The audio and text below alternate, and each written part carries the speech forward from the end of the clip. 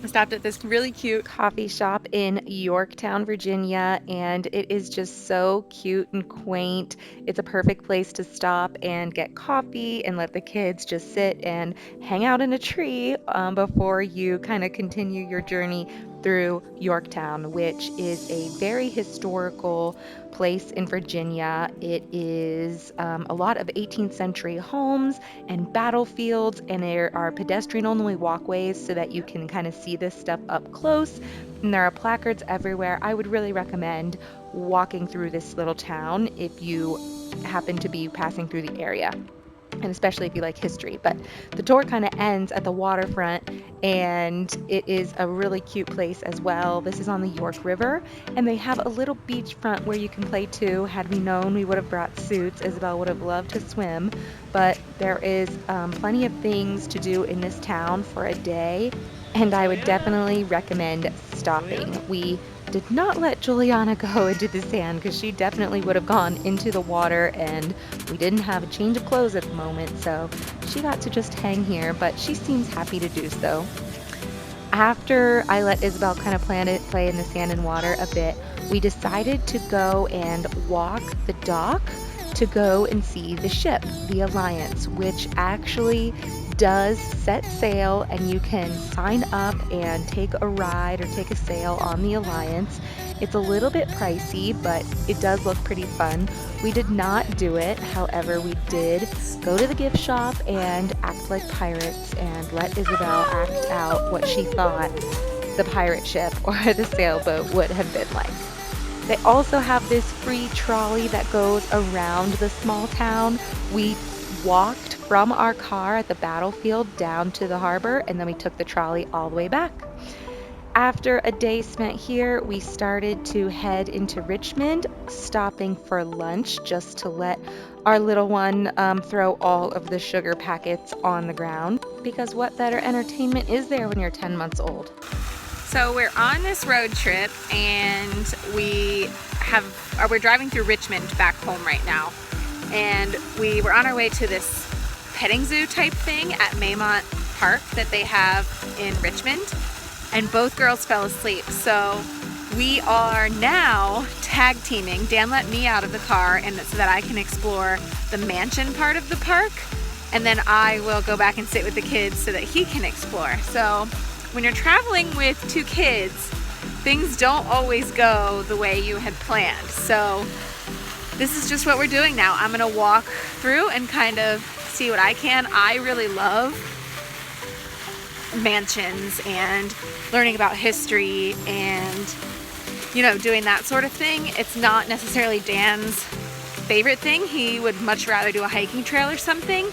So it actually kind of works out that this happens sometimes because the girls get their sleep in and they don't really care about the history of a castle or a mansion either.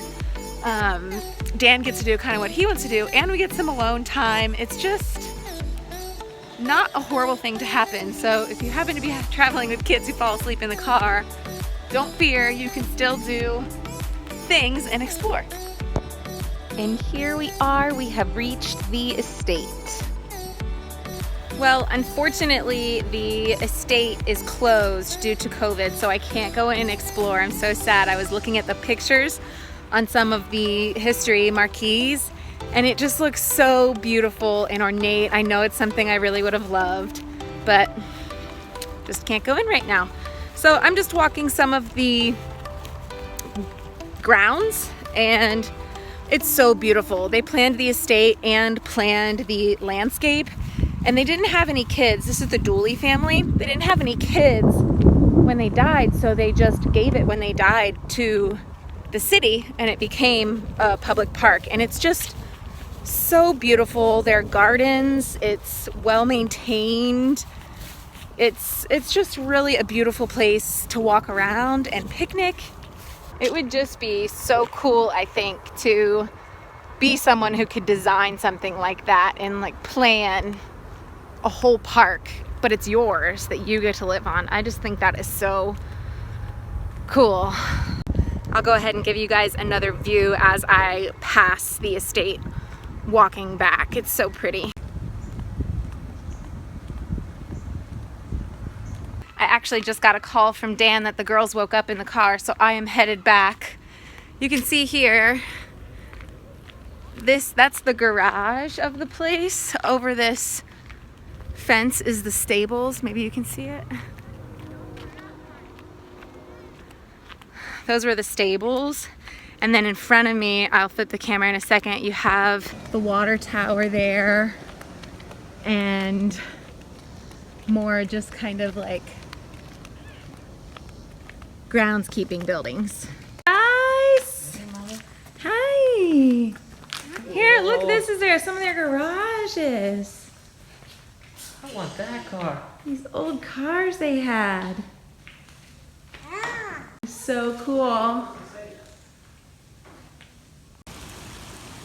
The Italian gardens. We're on our way down to the Japanese gardens. Thanks for the massage, Isa.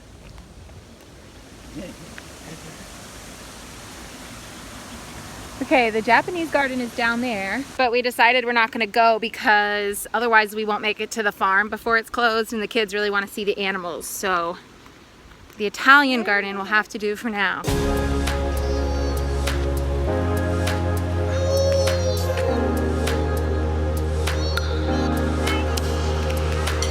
don't know where the sheep are.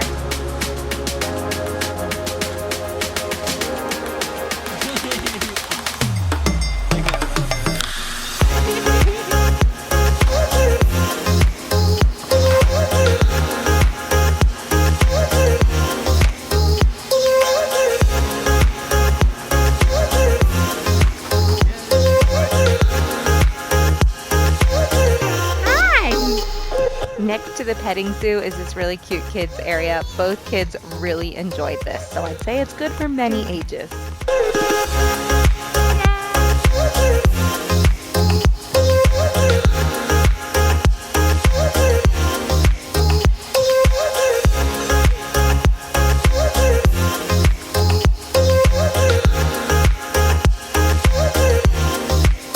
You can jump on the ground and then climb up on that if you want.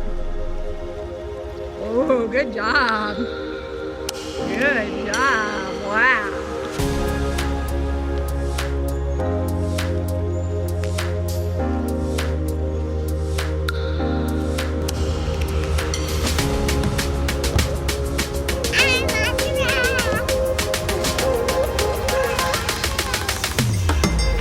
Who's on the rock?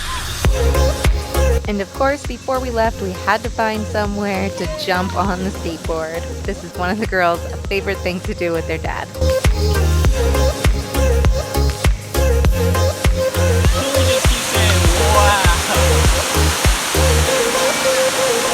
Wow.